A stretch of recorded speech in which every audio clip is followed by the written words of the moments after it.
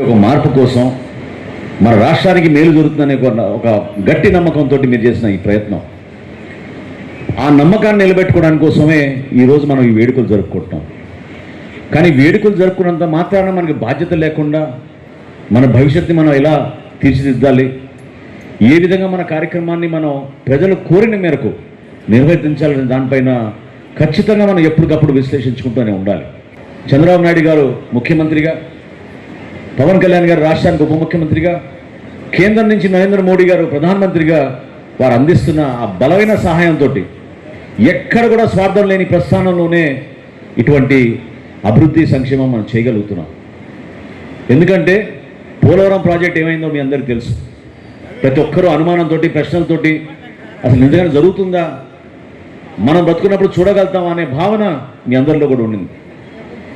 ఇంత పుష్కలమైన మన జిల్లాలో ఎంతో అభివృద్ధి చెందాల్సిన వ్యవసాయ రంగం, అదేవిధంగా ఉద్యాన రంగం, ఏ విధంగా రైతుల్లో మనం నిజంగానే ప్రభుత్వం నుంచి మద్దతు కోరగలుగుతామా, ఆ విధంగా ప్రభుత్వం మనకి నిలబడుతుందా అనేది మీ అందరిలో ఉన్న అనుమానాలు.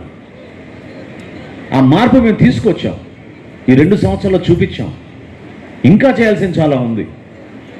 నేను కొన్ని అంశాలను మాట్లాడతాను, ఎందుకంటే సహచరులందరూ కూడా మీకు చాలా విపులంగా వివరించారు. అసలు ప్రభుత్వంలో వచ్చిన తర్వాత మొట్టమొదటి కార్యక్రమం, ఆ శాఖకి నేను మంత్రి అయిన తర్వాత నేను చూసింది ఏంటంటే, రైతుల దగ్గర ధాన్యం కొనుగోలు చేసి మోసం చేసి ఎగ్గొట్టి 1674 కోట్ల రూపాయలు బకాయిలు వదిలేసి జగన్మోహన్ రెడ్డి గారి ప్రభుత్వం వెళ్ళిపోయింది ఆ రోజున.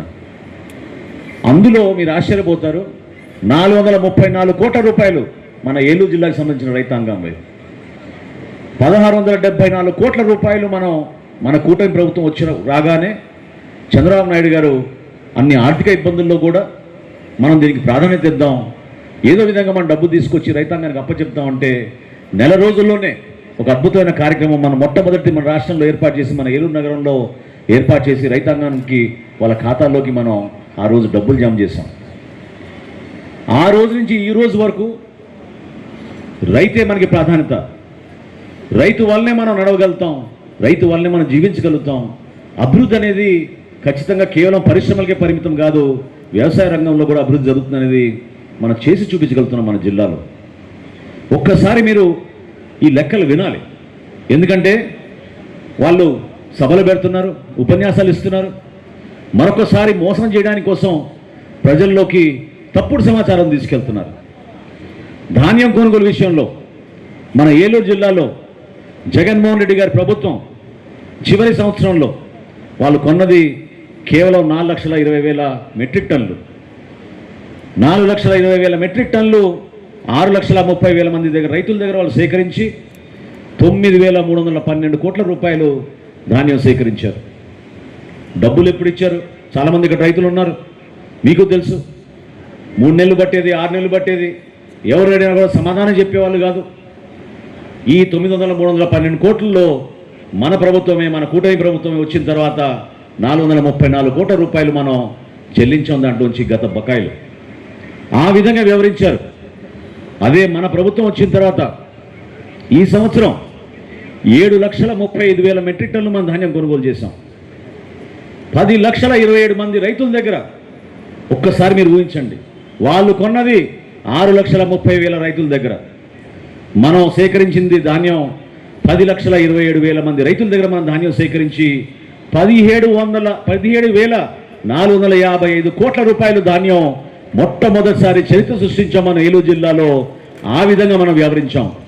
ఈ 17,455 కోట్ల రూపాయల్లో 94% 24 గంటల్లోనే మనం డబ్బులు చెల్లించాం. ఎంత వ్యత్యాసమో మీరు చూడండి. 9,000 కోట్లు ఎక్కడ, 17,000 కోట్లు ఎక్కడ. ఇందాక సోదరుడు పాసాది గారు చెప్పారు, రమ్మనండి ఎక్కడికైనా సరే, ఏ వేదికైనా సరే ఛాలెంజ్ చేస్తాం, మేము డిబేట్ చేద్దామని. ఇట్లా లెక్కలు పెట్టుకుని ఏం మాట్లాడగలుగుతారు వాళ్ళు? దేనికోసం రాజకీయం? కేవలం వాళ్ళ స్వలాభం కోసం, ప్రజల్ని రెచ్చగొట్టడం కోసం, సమాజంలో విపరీతమైన మనస్పర్ధాలు తీసుకురావడానికి కోసం వాళ్ళు చేస్తున్న ప్రయత్నాల్ని మీరందరూ కూడా గమనించాలి. వ్యవసాయ రంగం మీరందరూ కూడా ఈరోజు ప్రభుత్వం ఎందుకు మీతో అంత భరోసా ఇవ్వడానికి కోసం అండగా నిలబడుతుందంటే, ఉదాహరణకి మన జిల్లాలో ఉన్న స్థూల ఉత్పత్తి 45,963 కోట్ల రూపాయలు. మన జిల్లాలో ప్రతి ఏటా మనం స్థూల ఉత్పత్తి మనకి 45,963 కోట్ల రూపాయలు. అందులో వ్యవసాయ రంగం నుంచే, కేవలం వ్యవసాయ రంగం నుంచి మనం 18,365 కోట్ల రూపాయలు మనం అందులో అందించగలుగుతున్నాం. రాష్ట్ర వ్యాప్తంగా చూస్తే ఏలూరు జిల్లా 8.8% రాష్ట్ర స్థూల ఉత్పత్తికి మనం కంట్రిబ్యూట్ చేస్తున్నాం. ఆ విధంగా మన జిల్లాలో అద్భుతమైన రైతాంగం భవిష్యత్తును దృష్టిలో పెట్టుకుని మనం ఆలోచించాల్సిన కొన్ని అంశాలు, ముఖ్యంగా మనం ఈరోజు వరిపైన ఎక్కువ ఆధారపడ్డాం. రాబోయే రోజుల్లో మీ ఆదాయం పెరగాలంటే జిల్లాలో ఒక మార్పు తీసుకురావాలి. అందరికన్నా ముందు ఆదర్శవంతంగా నిలబడింది మన ఏలూరు జిల్లా. ఆ రోజు ఆయిల్ పామ్ కల్టివేషన్ తోటి ఆయిల్ పామ్ రైతులు కోకో వేసుకున్నారు. కోకోతో పాటు ఆయిల్ పామ్ ఈ రోజున కనీసం 2 లక్షల రూపాయల ఎకరానికి వచ్చేటట్టు ఆదాయం చాలామంది రైతాంగం చూసి ఆశ్చర్యపోయి ఒక మార్పు కోసం ఎదురు చూస్తున్నారు. ప్రభుత్వం అన్ని విధాలుగా మీకు సహకారం అందించడానికి సిద్ధంగా ఉంది. అనేక పథకాల గురించి ఇందాక కలెక్టర్ గారు చెప్పారు.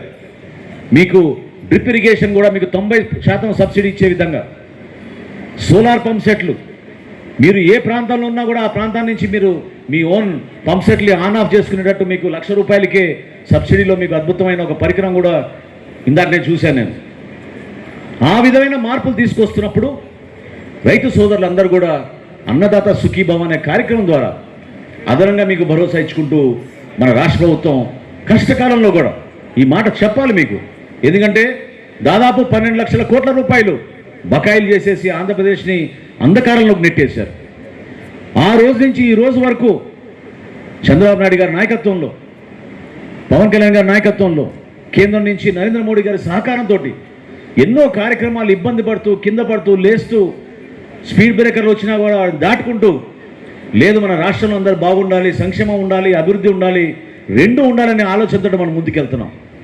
పెన్షన్ల గురించి ఇంతకుముందు మీకు చెప్పాం. మీకు గర్వంగా చెప్తున్నాను, భారతదేశంలో ఏ రాజకీయ పార్టీ చేయని విధంగా, ఏ ప్రభుత్వం చేయని విధంగా ఆంధ్రప్రదేశ్లో ఈ రోజున పెన్షన్లు మన కూటమి ప్రభుత్వం వచ్చిన తర్వాత 65,000 కోట్ల రూపాయలు మన పెన్షన్లు అందించాం. తూచా తప్పకుండా 1వ తారీఖున వాళ్ళ ఇంటింటికి వెళ్ళి మనం అందిస్తున్నాం. ఉదయం 11 గంటల లోపే.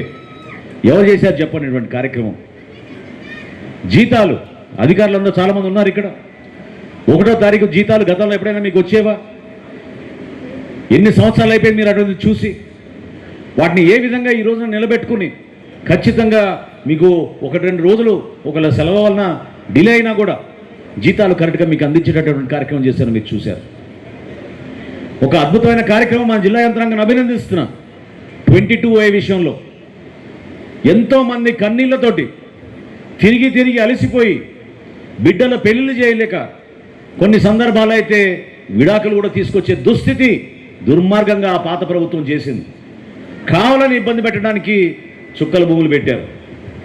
కావాలని ఇబ్బంది పెట్టడానికి వాళ్ళకి సర్వే నంబర్లు మార్చారు.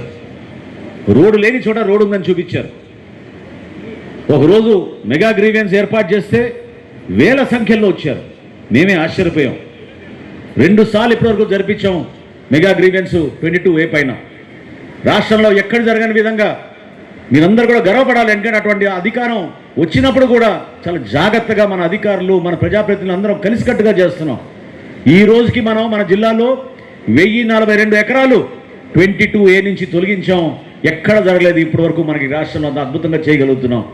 1042 ఎకరాలు సుమారు 1800 మంది లబ్ధిదారులకి మనం వాళ్ళకి విముక్తి కల్పించాం అని గర్వంగా చెప్పుకోగలుగుతున్నాం. అటువంటి కార్యక్రమాలు మనం చేసుకుంటున్నాం. ఇవేం స్వార్థం కోసం కాదే, ఒకరిని బెదిరించడానికి కోసం కాదే,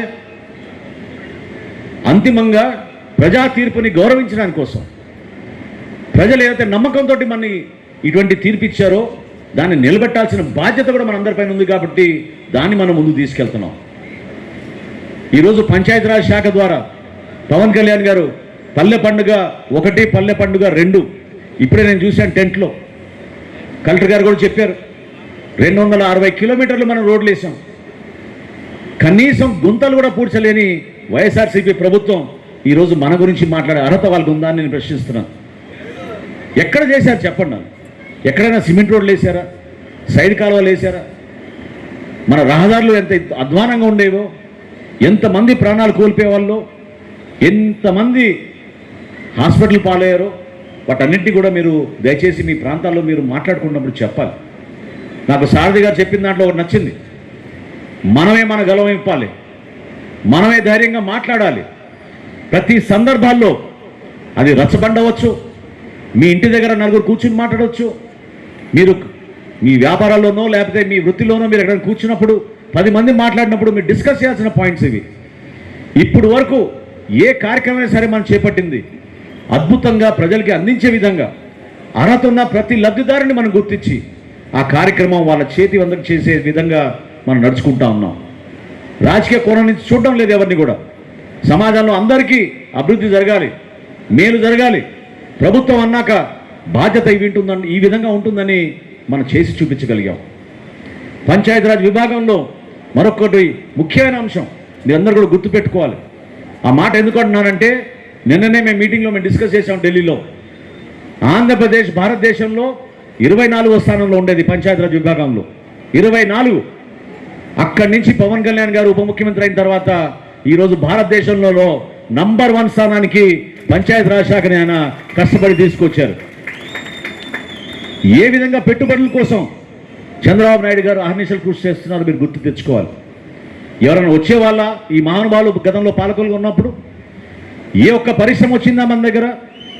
వచ్చిన వాళ్ళు కూడా తొందరగా మూసేసుకుని వెళ్ళిపోదామని సిద్ధమైన పరిస్థితుల్లో ఈ రోజున మనం విశాఖపట్నంలో సిఐఏ సమ్మిట్ ఏర్పాటు చేసి దాదాపు 14 లక్షల కోట్ల రూపాయలు మనకి పెట్టుబడులు వచ్చే విధంగా, కనీసం 10 లక్షల ఉద్యోగాలు మన యువతకు మనం ఇచ్చే విధంగా ఒక అద్భుతమైన కార్యక్రమం చేశాం. ఏలూరు జిల్లాలో ఫుడ్ ప్రాసెసింగ్ ఇండస్ట్రీ గురించి ప్రాధాన్యత ఇవ్వాలని మన రాష్ట్ర ప్రభుత్వం నిర్ణయించుకుంది. ఇక్కడ మీలో ఉన్న ఔత్సాహిక పారిశ్రామికవేత్తలు నేను కోరుతున్నాను. ఎంతోమంది మీలో మేధావులు ఉన్నారు, అర్థం చేసుకోగలుగుతారు. ఇక్కడున్న వనరుల్ని మీరు ఆధారం చేసుకుని మన ప్రాంతాల్లో మీరు చిన్న పరిశ్రమలు ఏర్పాటు చేస్తే తప్పకుండా మనకి అద్భుతమైన అవకాశాలు ఉంటాయి. దాని గురించి మీరు సమాచారం తెప్పించుకొని నిలబడండి. ఏలూరు జిల్లాని ముందుకు తీసుకెళ్దాం.